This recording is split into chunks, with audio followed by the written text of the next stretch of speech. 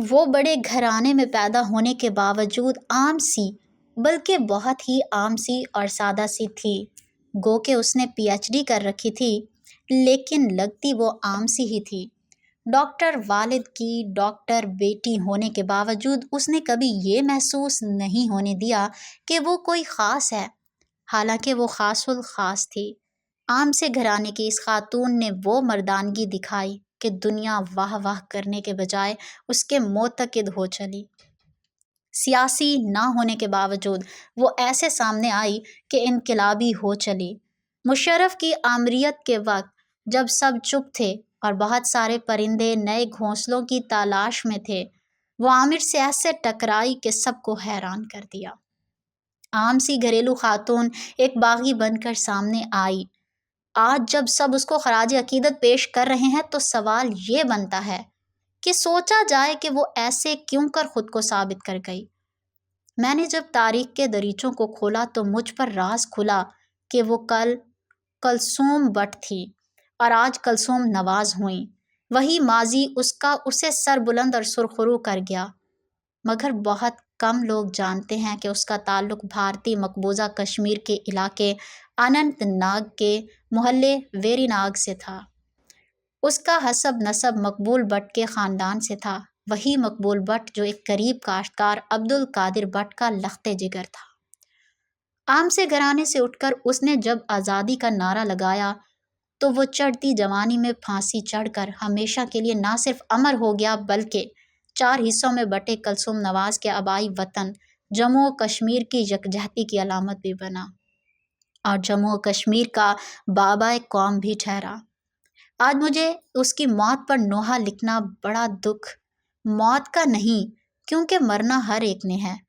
دکھ اس بات کا ہے کہ وہ موت کن حالات میں ہوئی، کون سے صدمے موت پانے والے اور موت کا سامنا کرنے والوں کو ملے۔ وہ اس تسلسل کا نام تھا جس کی شروعات فاطمہ جناح نے عامر یا ایوب کے خلاف کی تو نصرت بھٹو اور بے نظیر بھٹو شہید نے ضیاء عامر کے خلاف اسے آگے بڑھایا۔ دختر کشمیر نے عامر مشرف کے خلاف یہ جدوجہد کی کہ اس نے گھریلو زندگی کی ذمہ داریاں چھوڑ کر اپنے دوپٹے کو پرچم بنا دیا۔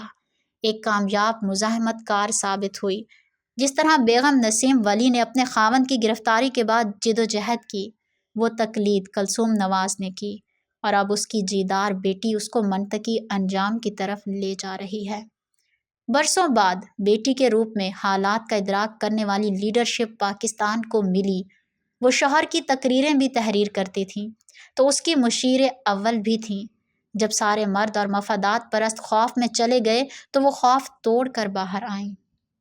اگر یہ کہا جائے کہ مشرف کے خلاف بغاوت کرنے والی مجاہدے اول تھیں، جب اس کو گرفتار کرنے اس کے کار کو کرین کے ذریعے فضا میں گھنٹوں لٹکائے رکھا تو اس نے جرأت کا مظاہرہ کر کے خود کو گرفتار نہ ہونے دیا۔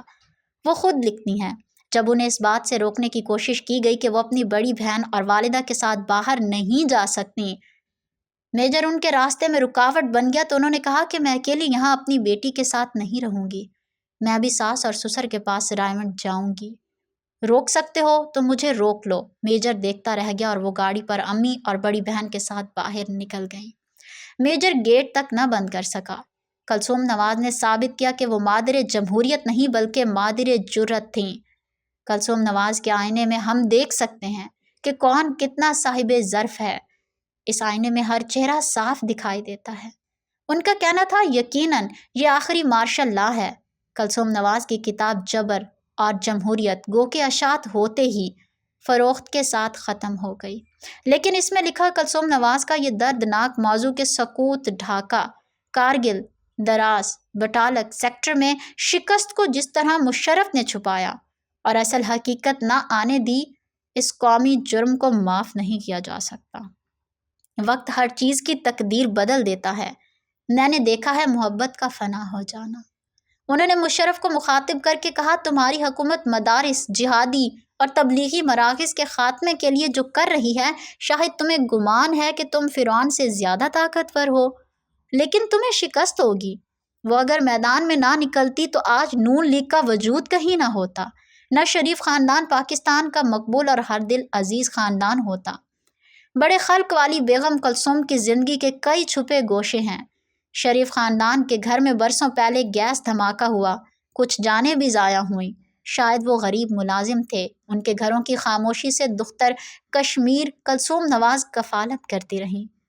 6-7 یتیم خانوں کی کفالت پس پردہ رہ کر کرتی رہیں۔ ہر ہفتے ان مراکز میں کم از کم ایک بار پرتکلف کھانا الگ سے بھجواتی۔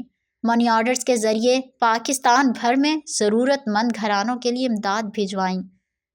باپ دادا کی سرزمین کشمیر کا درد ان کے دل سے کبھی نہ گیا۔ مہاجرین کی مالی معاونت، تعلیمی اخراجات بھی ممکنہ حد تک خاموشی سے کرتیں۔ شاید یہی وجہ تھی کہ ان کی موت پر ان کے آبائی گاؤں ویری ناگ مقبوضہ کشمیر میں سوگ برپا ہے۔ مشرف دور میں جب جلا وطن ہوئیں تو ایئرپورٹ پر بڑا دردناک منظر تھا، جب انہوں نے کہا ہم وہاں جا رہے ہیں جہاں خدا نے ہمیں بلایا ہے۔ در و دیوار پر حسرت سے نظر کرتے ہیں، اہل وطن خوش رہو ہم تو سفر کرتے ہیں۔ ان کا المیہ بھی بھٹو خاندان جیسا تھا۔ بھٹو کی بیٹی بھی اپنے باپ کی شہادت کی دردناک خبر سن کر رو پڑی تھی، تو کلثوم کی موت پر مریم کا سوگ بھی کربلا کی یاد تازہ کر رہا تھا۔ اس کے بھائی بھی ویسے ہی سوگ میں تھے جیسے بھٹو کی موت پر مرتضیٰ بھٹو اور شاہ نواز بھٹو بھی وطن سے دور رو پڑے تھے۔ وصیت کے باوجود بھی ماں کو لحد میں نہ اتار سکے۔ جہاں 71 میں ملک 2 لخت کرنے والی سلامیاں لے رہے ہیں، جہاں درانی جیسے پاکستان کے راز افشاں کرنے والے سزا سے محروم ہیں، وہاں اگر ان کے بیٹوں کو آنے کی اجازت دی جاتی، کون سا کعبہ اپنی جگہ سے ہل جاتا۔ مگر اس تاریخی شخصیت کی موت کے محض چند دن بعد ان کے خاندان کو جیل منتقل کر دیا گیا۔ انصاف کا یہ معیار اپنانے والے بھٹو کو پھانسی دینے والے جج مولوی مشتاق کا انجام بھول گئے، جس کے جنازے پر شہد کی مکھیوں نے حملہ کر دیا تھا۔ ان کی موت سے اقتدار کا بھی جنازہ نکلا۔ ان کی بیماری کو ڈرامہ کہنے والے سیانے اور باخبر آج شرمندگی میں برِ صغیر میں انگریز کے خلاف جدوجہد کے دوران ابوالکلام آزاد بھی قید تھے۔ جب ان کی اہلیہ کا انتقال ہوا، سنا ہے اس رت کو دیکھ کر تم بھی رو پڑے تھے، سنا ہے بارش نے پتھروں پر بھی اثر کیا ہے۔ ایسے ہی کلثوم نواز کی موت سے نواز شریف کے ساتھ ہوا خاموش طبع اور متاثر کن کلثوم روایتی سرکاری دوروں میں بھی خاتون اول بن کر پروٹوکول کی دلدارہ نہ تھیں۔ کارکنان خواتین کے ساتھ نیچے زمین پر بیٹھ کر کھانا کھانے اور گفتگو کرنے سے گریز نہ کرتی تھیں۔ کٹھن حالات میں انہوں نے جرأت کا ثبوت دیا۔ آج ان کی موت پر جو دکھ اس خاندان کو ہے، اگر وہ یہ منظر دیکھ رہی ہوتی تو خاندان کے لیے کوفہ والوں کے خلاف نئی توانائی کا سامان بنتی۔ کلثوم نواز ہر صورت اپنے خاوند کے ساتھ چٹان بر کر کھڑی رہیں۔ تبھی نواز شریف تمام امتحانوں میں خود بھی سرخرو ہوئیں۔ پہلے وہ اہلیہ کی صورت خاوند کے ساتھ کھڑی ہوئیں اور اب بیٹی باپ کے ساتھ کھڑی ہے۔ وفا کی تصویر کلثوم تھیں، اب ان کی موت کے بعد مریم ہے، جو چاہتی تھی ان کی موت سے نواز شریف ٹوٹ جائیں۔ اب وہ خود اپنی اہلیہ کو قبر میں اتارنے گاڑی چلا کر لے گئے تو دشمن شرمسار ہوا۔ یہ اعزاز کلثوم نواز کو جاتا ہے، جن کے لیے شاعر نے کہا ہے، لوگ اچھے ہیں بہت دل اتر جاتے ہیں، ایک برائی تو بس یہ ہے کہ مر جاتے ہیں۔